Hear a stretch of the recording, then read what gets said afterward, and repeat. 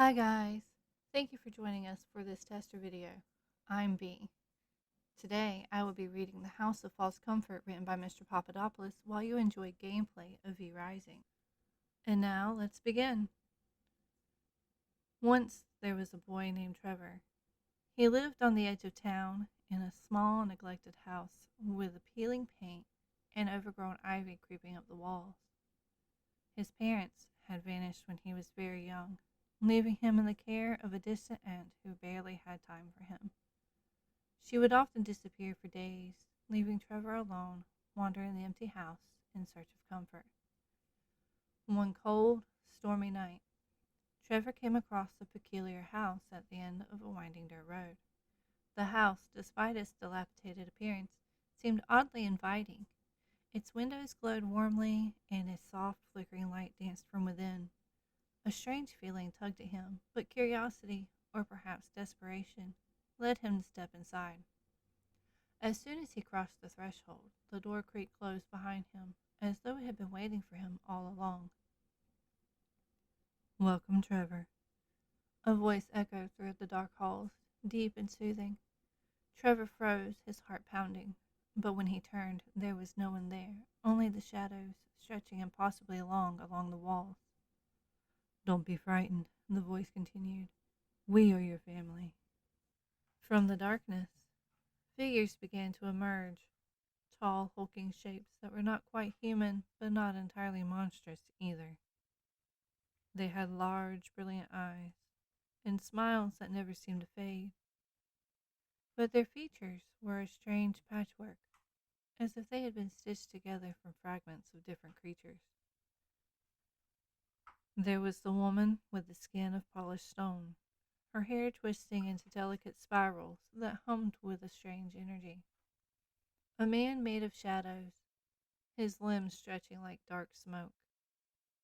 A child who wasn't a child at all, but a grotesque creature with a small body and too many arms, each one gently brushing against Trevor's skin as it spoke in a voice that made his bones tremble. "We've been waiting for you, Trevor," the child said, its eyes wide and unsettling. "You belong here with us." They spoke with such kindness, such warmth, that Trevor felt a strange comfort wash over him. Their words wrapped around him like a blanket, soothing the loneliness that had haunted him for so long. They told him he was special, that they had been chosen to protect him, to care for him. They told him he was safe here, that this house was a sanctuary, a place where nothing could hurt him. For a time, Trevor believed them. At first, they were kind. They fed him when he was hungry, their hands soft and gentle as they combed through his hair and tucked him into bed. The house itself seemed to pulse with life, its walls alive, whispering in soft voices, always reminding Trevor how much they loved him, how they would never let him go. But slowly, Trevor began to notice things, small, subtle changes, the way the walls would shift at night, creating new corridors that never seemed to end, how the windows would fog up no matter how clear the sky was outside, and how, sometimes, the shadows would stretch unnaturally long, as though they were waiting for something. The house, too, began to feel alive, in a way that unnerved him. The floors would creak even when no one was moving. At night he would hear whispers just beyond his door, muffled voices that seemed to be talking about him. They didn't sound like the friendly voices of the creatures who had welcomed him in. They sounded darker, like something else was watching. And then, one night, he saw it. He saw them. In the deepest part of the house, where the light never quite reached, Trevor found a door. It was hidden behind an old tapestry, the fabric threadbare from years of neglect. It was locked, but Trevor's hand seemed to know the way. When the door creaked open, a cold draft washed over him, and for the first time since he'd entered the house, he felt something other than warmth. The room beyond was small, filled with old, forgotten things, but in the center of the room stood a mirror, tall and old, its surface cracked and its frame warped. In its reflection, Trevor saw the creatures watching him, their eyes wide and gleaming with something darker. Their smiles, no longer warm, curled into sinister shapes, and the air around him seemed to thicken with a strange pressure. The creature that had been the child stepped forward, its many arms twitching.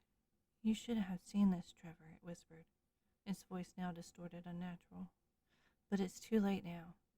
With a sudden movement, the creature lunged at him, but Trevor scrambled backward, horrified. The walls began to close in, the floor shuddering beneath his feet. The comforting smiles and the promises of safety had all been lies. The creatures, those monsters, didn't want to protect him. They had lured him in, trapped him here, because they needed him.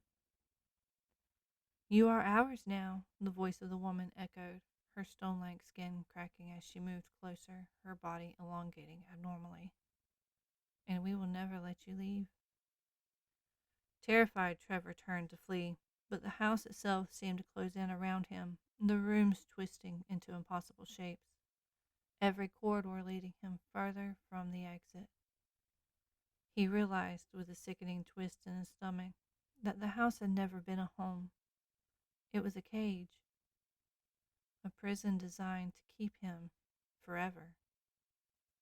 And as the creatures closed in, their smiles wide and grotesque, Trevor understood the terrible truth. They were not his family. They were hunters, and he was their prey.